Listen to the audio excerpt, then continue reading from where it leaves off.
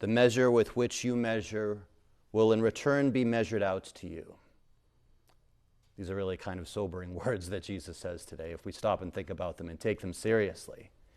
That Jesus is saying that the degree to which we judge others will be how we are judged. The degree to which we forgive others will be the degree to which we too are forgiven. The degree to which we show mercy will be the degree to which we are given mercy.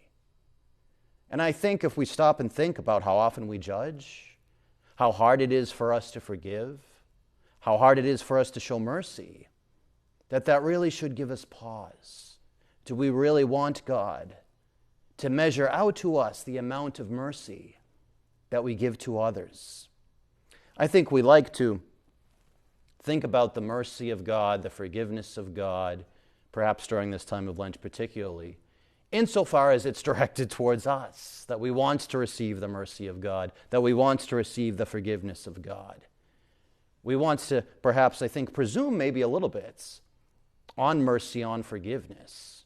We tend to think that mercy and forgiveness mean that we're not doing anything wrong at all. That no matter what we do, it's okay. God will be merciful. God will forgive us. We can even use the word judge, perhaps. Only God can judge me. We can use all these words to sort of justify our own actions. But of course, mercy actually means not that we're not doing anything wrong, not that we get what we deserve, but precisely that we get what we don't deserve. And I think we need to have that definition of mercy and forgiveness before our eyes at all times in order to be truly overwhelmed by the greatness of God's mercy. How little we actually deserve that mercy of God. How little we actually deserve that forgiveness. And yet we are so quick to hang on to those resentments, the bitterness in our hearts when we've been wronged. We're so reluctant to show that forgiveness, that mercy of God to others, and so easy to judge, no matter how much as a society we preach against judging people. So easy for us to do. Anyone that we dislike, that judgment in our hearts almost creeps up right away. And so what are we to do with that? If God is going to give us the degree, the amount of mercy that we give to others, and if we harbor in our hearts that lack of mercy, that lack of forgiveness, that lack of generosity, what are we to do with that? And I think the answer, like so many things in the spiritual life, is simply to keep our eyes on the cross. That the sacrifice of Jesus, and again, as we meditate on that, especially during Lent, is the ultimate sign of mercy, is the ultimate sign of what God has done for us and how little we deserve it. How great that mercy is, because the price of our sins is the death of the Son of God himself.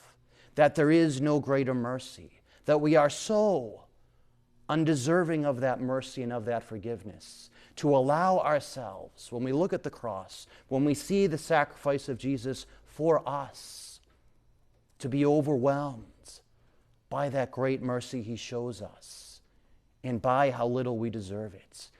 We hear in the psalm today that plea of, Lord, do not deal with us according to our sins.